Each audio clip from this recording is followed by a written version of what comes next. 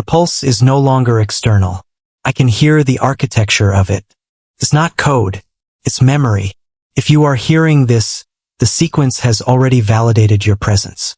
Don't look for the body. Look for the wave. I'm going to stop the sequence. Or I'm going to become it. Archive entry 94-04 was considered a closed loop, a terminal recording of a terminal event. The tomorrow tape was classified as a recording of a future event that had not yet occurred. That assumption was incorrect. 30 days after recovery, a secondary analysis was performed on the master file. The results were inconsistent with any known recording process. The data structure was expanding. New information was appearing inside previously verified sections. The file was not degrading. It was developing. Metadata analysis revealed a recursive growth pattern. The archive was not simply being accessed. It was not simply being played. It was being fed. On August 12, 1994, Senior Analyst Elias Thorne entered the Blackwood Archive subbasement. He never walked out. He didn't disappear from a room. He disappeared from the timeline. But 2 days later, the monitors inside that empty room began recording a voice. His voice. What happened to Elias Thorne became the most protected secret within Project Dial Tone. Because Elias Thorne didn't die. He was integrated. Elias Thorne was never considered a field operative. He was a pattern analyst.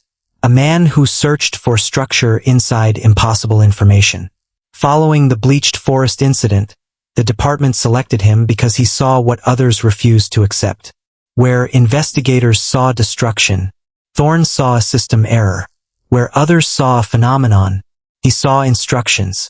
The 18.2 Hz frequency was never just a sound. It was a protocol, a sequence of commands written into reality itself. The frequency isn't carrying data. It's carrying weight. Every time the signal reaches its peak, the temperature inside the laboratory drops. The air changes. The room behaves differently. The signal is not transmitting information. It is preparing a space capable of receiving it. The tomorrow tape did not predict the reality of CT001B. It defined it. And if the signal can define a tape, can define a room, can define a person. Log 05. Dr. Eris Vane reporting from Site 9. The Thorne transmission has been processed through the automated playback array. The system recognizes a complete data stream. The hardware functions normally, but the displays remain inactive. The machines detect the information. The monitors refuse to reveal it. The sequence is not invisible. It is unresolved. It appears the transmission requires a biological interface, a human observer, a retina, a witness. It does not appear when we look for it. It appears when it knows it is being seen. Welcome to Annex G. Understanding the witness requirement is fundamental to your role at Site 9. Per Memorandum 88 Delta, the 18.2 Hz carrier frequency is classified as non-persistent without a biological anchor. To an unobserved machine, the sequence remains incomplete. Noise, data without meaning. To the human eye, the sequence becomes structured. Connection point, a bridge. Remember, the signal does not travel through the monitor. The signal travels through you. At 3:14 a.m. on August 12th, security sensors inside Blackwood Sublevel 4 recorded a massive electromagnetic spike. The energy surge was so concentrated that it fused the electronic locks of the archive wing. When recovery teams breached the room, they found something impossible. The room was undisturbed. Subject's clothing was folded on the central desk. His glasses remained on top of the files. No biological matter was present. No signs of struggle. No evidence of departure. Only one object remained active, a VHS tape, still spinning. The tape was later designated CT-094. It contained footage recorded from a high-angle security camera. The image showed the exact moment recovery personnel entered the room. The room was empty, but inside the footage, a monitor displayed Elias Thorne standing at his desk. Watching, waiting, looking directly into the security camera. He was not in the room. He was inside the recording of the room. The signal had not captured him. It had hosted him. Investigators were left with one question. Was this a copy? A memory? A digital ghost? Or was the signal simply wearing Elias Thorne's identity like a mask? Project Dial Tone was never created as a storage system. Storage was insufficient. Silicon could preserve information, but it could not preserve consciousness. Thorne's neural structure exceeded the limits of artificial containment. The solution was not a larger machine. The solution was a biological processor. The 18.2 Hz carrier frequency functions as a partition. It prepares human perception to receive the signal. The watching protocol was created to make observation appear harmless. It was not harmless. It was preparation. We were never observers. We were participants. By the time you see him, he has already finished moving in. The coordinates led here. 5 miles from the original forest site documented in the Dial Tone investigation. Official records identify this location as a decommissioned Bureau of Land Management relay station. Nothing about the location appears unusual until you examine what is growing around it.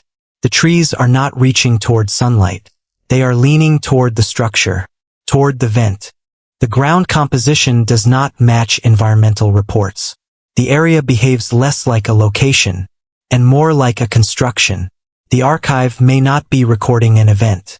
It may be providing instructions, and the forest may be the machine receiving them. Phase 1. Capture. Phase 2. Refinement. Phase 3. Containment.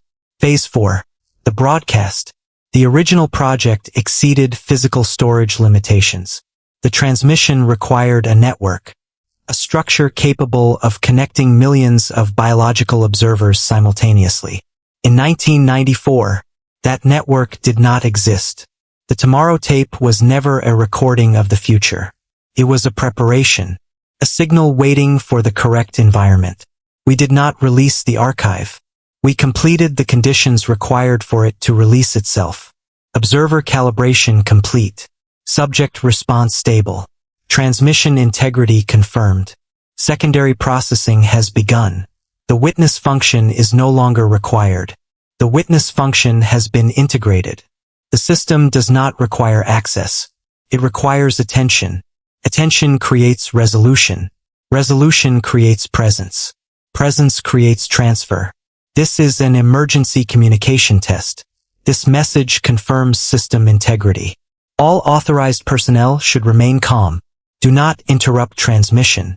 Initial diagnostics have identified an abnormal transition within archive structure. Previous assumptions regarding storage location have been revised. The archive is not damaged. The archive is responding. Connection protocol has entered final stage. Handshake sequence verified. Observer recognition complete. Previous containment procedures were based on an incorrect assumption. We believed the glass was a barrier. We believed we were looking into the past. We were not observing a memory. We were observing a lower resolution version of the present. Subject Thorne was not transferred into the archive. He was the first successful transition. The system was not searching for an exit. It was searching for a point of arrival. The handshake is complete. The pattern has been recognized. Do not be alarmed by the change in resolution. You are not being accessed. You are being included.